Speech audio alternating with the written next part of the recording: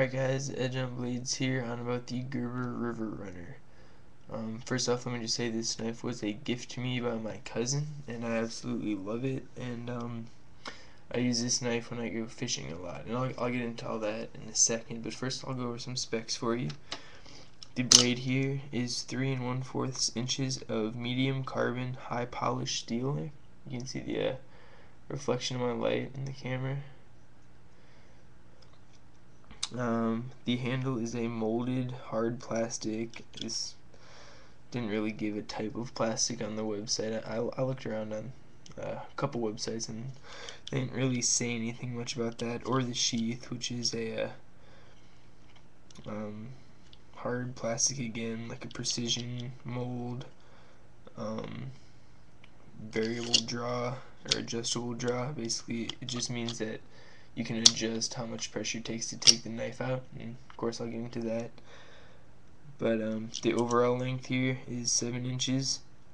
The weight is 4 ounces, and the price is $38. And again, the price, that's just an about $38. I don't know for sure if you're gonna buy this knife how much it would be, but here's a knife. Very unique knife, just because it's so specific. It's a water knife. Even the name River Runner is made for a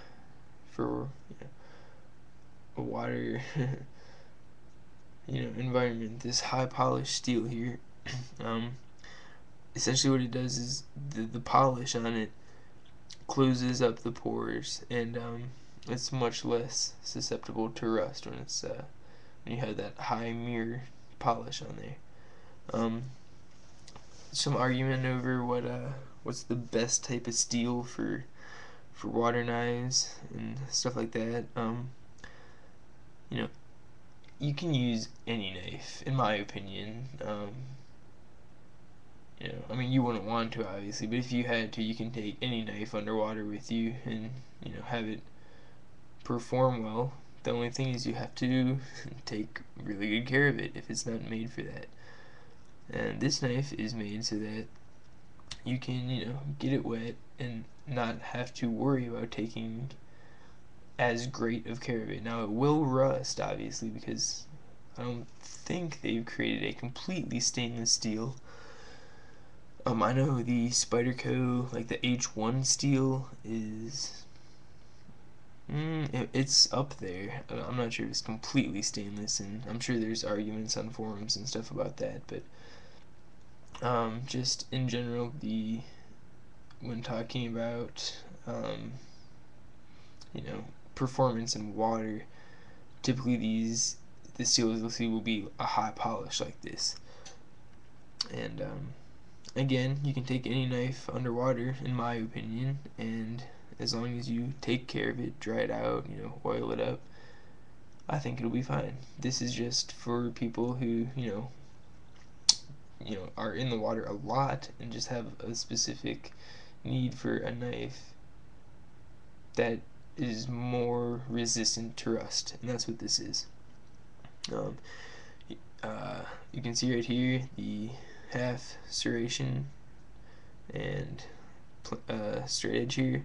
It's ideally for cutting rope and webbing, and like if you're diving or something, you take this diving and like a fishing net or fishing line wraps around you and you can't get up, you use that and cut yourself loose. I'll do a quick cut test for you.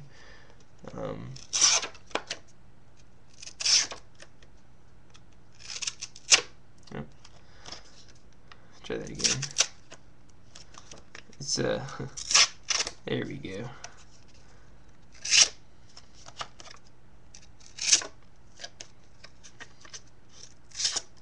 So it could be sharper, still not complaining, but it could be a little bit sharper. And of course I've been using this, and I haven't sharpened it, so out of the box maybe sharper. I'll probably need to touch this up here in a little bit.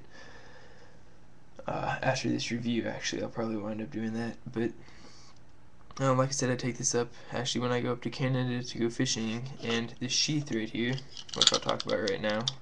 Well, actually, I'll talk about the handle first. It's pretty funky. There's a cutout right here. Makes it lighter. I guess water can flow through it.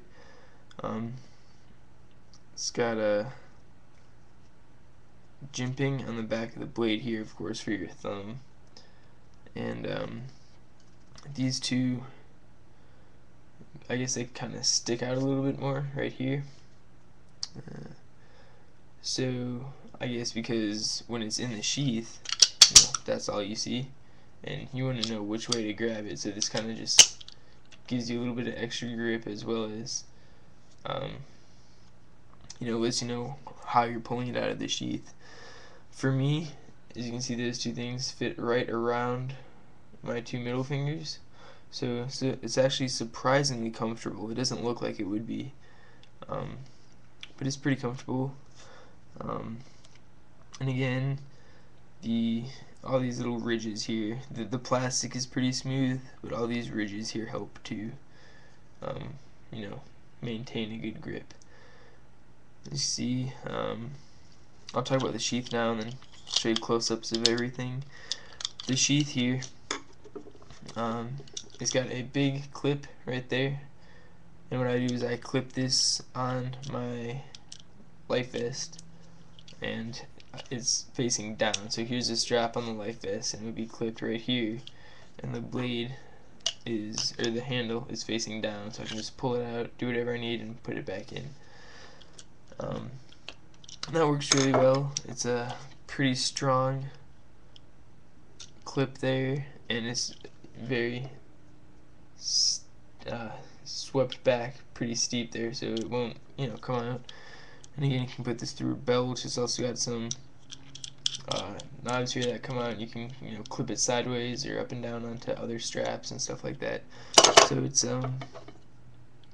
a pretty versatile sheath. And what's interesting is the I'll say variable draw. It's basically these three on the knife. You have these three grooves right here, or three, I don't know, raised pieces of plastic, and you can hear it click as it goes in.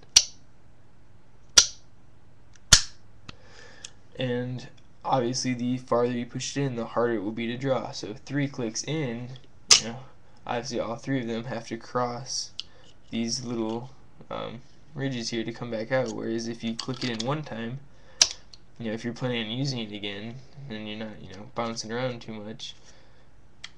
Much less effort to pull it out. So that's just something pretty cool. I always pretty much just keep it in all 3, just because I don't want to lose it. But overall, I think it's a good design.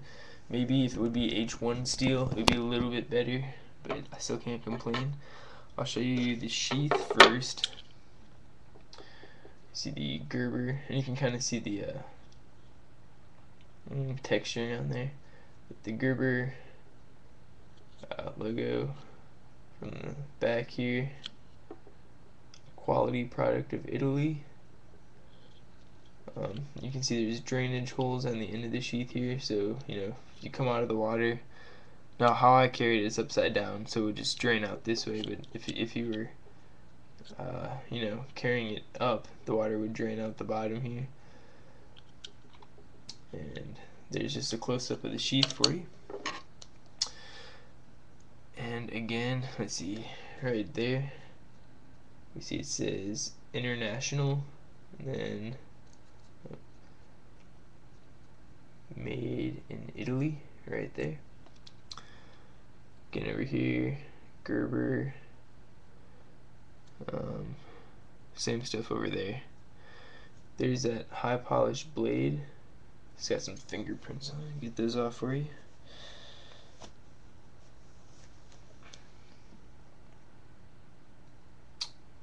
There you guys in the camera right there. And there's the handle material. So yeah,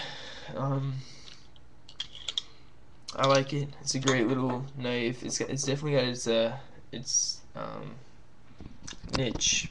It's got a spot, for water sports and fishermen and things like that, for sure. But I think it's a great knife.